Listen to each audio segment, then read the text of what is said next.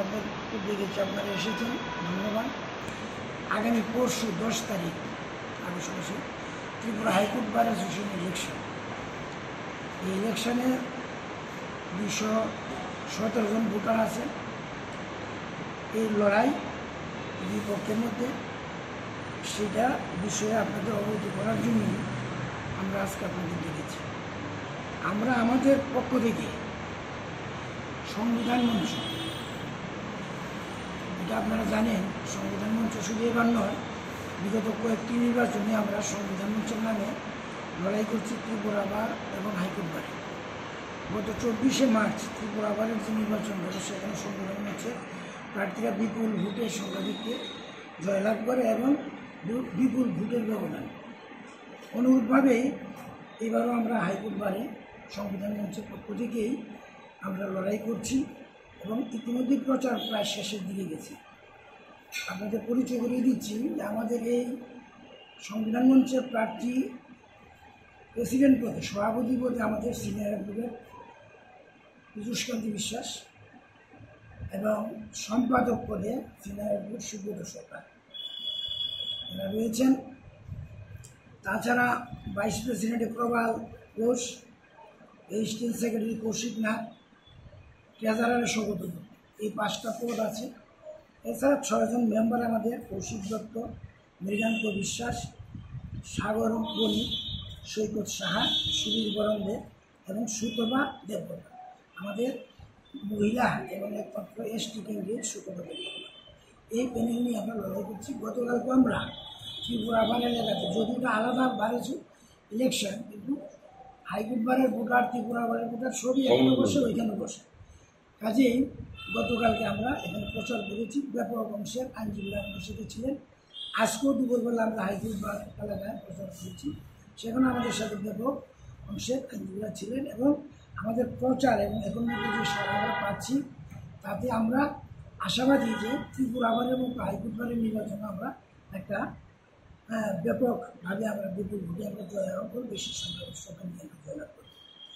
আমরা এইবারে আমাদের যে দাবি, আইনজীবীদের যে দাবি, অন্যান্য বিষয় যেটা, সেটা আমাদের প্রেসিডেন্ট পরিবার তিনি বলবেন এবং মেম্বাররা বলবেন। একটা বলি, আমাদের সংবিধান মঞ্চের যে দাবি, সেইটা বাঁচাও, সংবিধান বাঁচাও মঞ্চের যে দাবি, সেই বিশ্লেষণ করাম। আমাদের আইনজীবীদের দাবি যেমন আছে, আপনারা বুঝতে পারছেন যে আজকে ত্রিপুরায় যে পঞ্চায়েত নির্বাচন, পঞ্চায়েত গণতন্ত্র কীভাবে নির্বাচন হচ্ছে দেখছেন, তো সারা ভারতবর্ষে এই চিত্র আছে।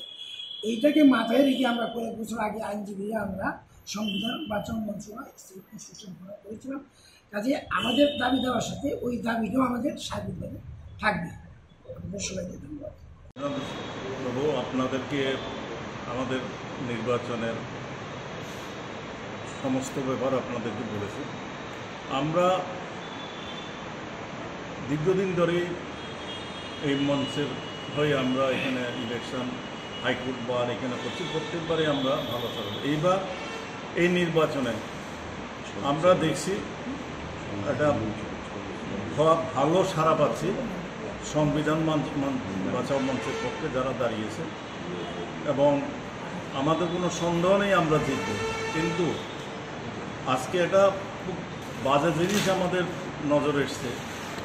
আমাদের, আপনারা জানেন, জুডিশিয়ারি এবং বার এটা কোনো পলিটিক্যাল ব্যানারে কাজ করে না, বা এটা কোনো প্রাধান্য দেয় না। আমরা বিভিন্ন দলের কিন্তু আমরা যারা বিজেপির আদর্শে বিশ্বাস করি না, রাজনীতি করি, আমরা একটা মঞ্চ তৈরি করেছি লয়ারদের সাথে। কিন্তু কয়েকদিন ধরে দেখছি যেটা কোনো দিনেই লয়ার, আইনজীবীরা এটা ওয়েলকাম করবে না, এবং যে ঘটনাগুলি ঘটছে, আমরা নির্বাচন করে আমরা লয়াররা তার প্রচারে সামিল হই, লয়ারের বক্তব্য শুনে ঠিক করে মাননীয় সদস্যরা তাদেরকে ভোট দেবেন। কিন্তু এবার একমাত্র দেখছি, আমাদের এখনও আমরা সেটাই করছি, কিন্তু বিজেপির উন্নয়ন মঞ্চ নামে যে পারে, সেখানে এখন দেখছি যেটা খুবই নিন্দনীয়। এগুলিকে আমি মনে করি আমাদের কোনো আইনজীবীরা এটাকে প্রশ্রয় দেবেন না। পরশুদিন আমরা দেখেছি আমাদের যে মাননীয় মেয়র যেটা কোনোদিনে কাম্য নয়। আমরা লয়ারের আইনজীবীরা নিজেদের মধ্যে এবং চিন্তার করে আমাদের একটা ভালো পরিবেশ থাকে, কিন্তু দেখা গেলো পরশু দিন সন্ধ্যার সময় বিভিন্ন জায়গাতে হচ্ছে মেয়র বিজেপির যারা লিগেল সেলে দাঁড়িয়েছেন তাদের জন্য বাড়ি বাড়ি প্রচারে গেছেন। এটা কোনোদিনে ঘটে নাই ত্রিপুরার বার অ্যাসোসিয়েশনের ইতিহাসে। কালকে দেখা গেছে মাননীয় মন্ত্রী সুশান্ত চৌধুরী উনিও বিজেপির লিগেল সেলের প্রার্থীদের হয়ে ভোটের জন্য বিভিন্ন বাড়িতে গেছেন, আমার কাছে ফোন এসছে। তৃতীয়ত আরেকটা, আমাদের এখানে জনজাতি ভোটারও আছে। কিছু জনজাতি অ্যাডভোকেটদেরকে মরিমেশ দেববর্মা নিমন্ত্রণ করেছিলেন কালকে ডিনারে। সেইখানে ডিনারে কথা হয়েছে, আমাদেরকে অনেকে জিজ্ঞাসা করলো মন্ত্রী দেখেছে যাওয়ার সময়। সেখানে গিয়ে দেখা গেল মিনিস্টার ওনাদেরকে বলেছেন আমরা বিজেপির সঙ্গে আছি, জনজাতির স্বার্থে বিজেপির সমস্ত প্রার্থীদেরকে জেতানোর জন্য। এবং উনি এটাও বলেছেন নাকি ওদের, তোমরা যদি ভোট না দাও, কে কাকে ভোট দিয়েছ এটা কিন্তু আমি জানতে পারবো, যেটা কোনো অবস্থাতে জানা সম্ভব না। আমাদের ভোটটা হলো সিক্রেট। এটা নিয়ে এটা যদি বলা হয় তাহলে তো বলতে হবে যে ইলেকশনকে প্রহসনে পরিণত করার চেষ্টা করছে। এবং সেখানে বলছে জনতা, অথচ এই যে কথাটা বলছে অনিমেষ বাবু জানেন কিনা আমার সন্দেহ আছে, ওনারা জনজাতির দরদির কথা বলছেন। এত জনজাতির সদস্য ভোটার থাকার সাথে একজনকেও প্রার্থী করেনি। জনজাতিদেরকে প্রার্থী করেছি আমরা একজনকে প্রার্থী করেছি। সুতরাং কালকে সবাই এসে বলেছে এখানে ওরা মানসিকভাবে আহত হয়েছেন, যেহেতু বলেছেন কাকে ভোট দেবে না দিলে আমি জানতে পারবো। এটা বুঝতে পারেন, এটা মানে বলতে চেষ্টা করছে আমি জানতে পারবো, ওদেরকে এটা ভয়ের। এটা আমি পরিষ্কারভাবে আমি বিশ্বাস করি অনিমেষবাবুর এই কারণে জনজাতির ভোটার যারা আছে তারা সার্বিকভাবে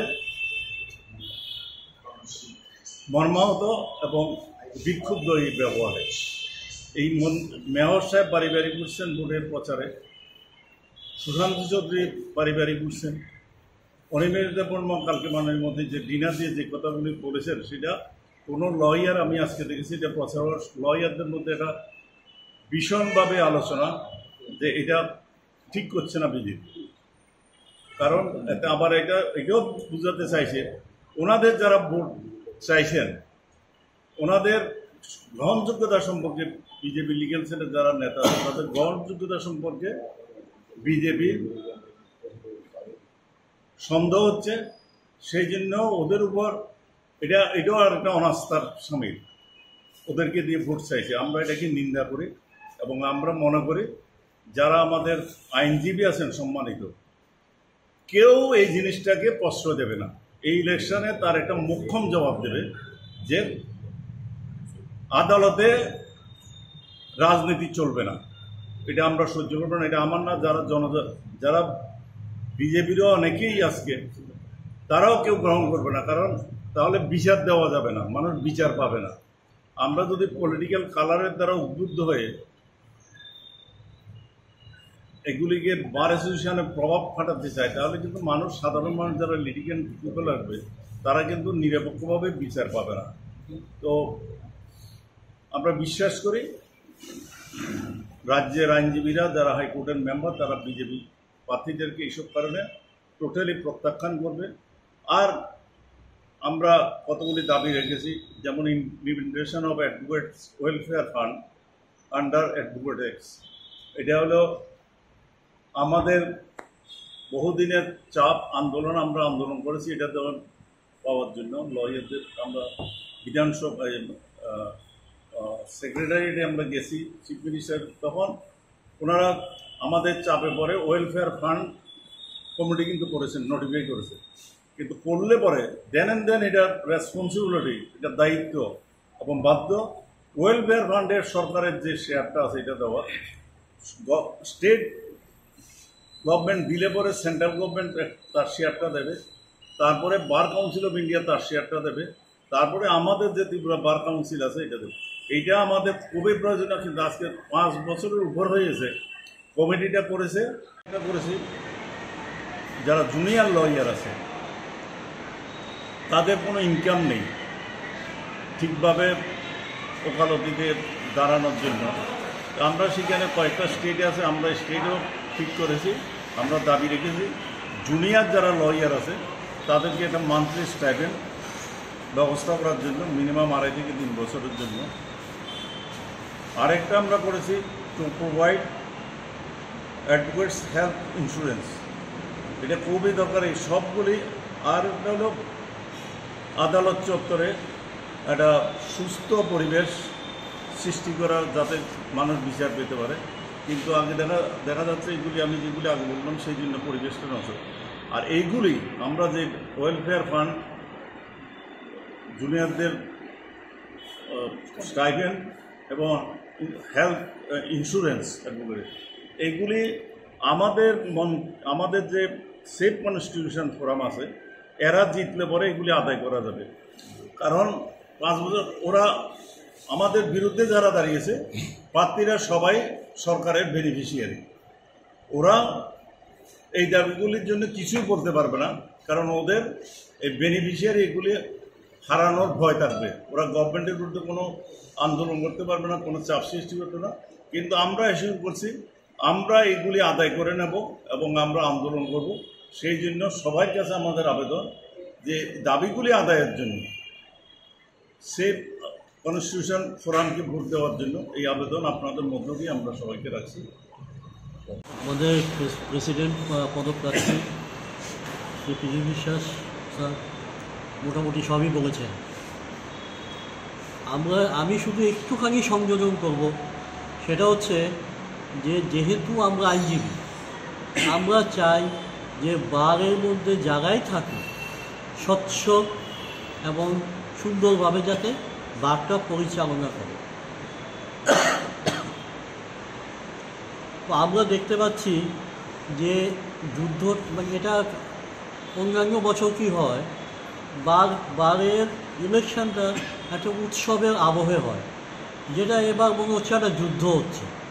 এটা কাম্য নয়। এবং এতে বোঝা যায় যে বিরোধী পক্ষ নিজেদের দুর্বল ভাবছে, সেই জন্য ওরা বাইরে থেকে হেভিওয়েট নিয়ে তাদের প্রচারের কাজ করছে।